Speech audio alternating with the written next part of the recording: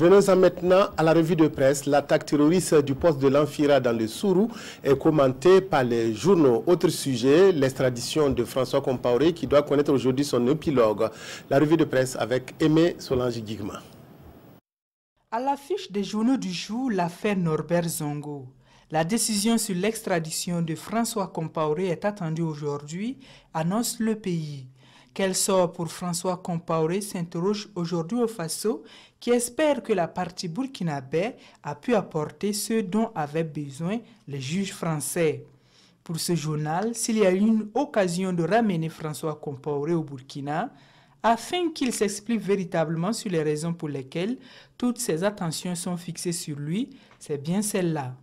Dans tous les cas, sauf tremblement de terre à la chambre de l'instruction de la Cour d'appel de Paris, on devrait aujourd'hui connaître l'épilogue d'un si passionnant dossier, insiste l'observateur Palga.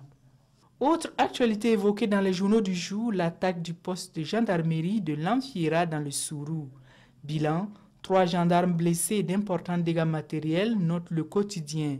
Des opérations militaires auront lieu incessamment, rassure dans ce journal le nouveau commandant du G5 Sahel, le général de division Ould Sidi, qui a par ailleurs expliqué sa vision au ministre burkinabé de la Défense dans le journal Le Pays.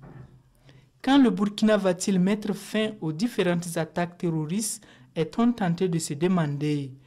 Pour le général Oumarou Sadou, si la résilience nationale est forte, quelles que soient les actions de l'ennemi, la victoire sera certaine, lit-on dans Le Pays.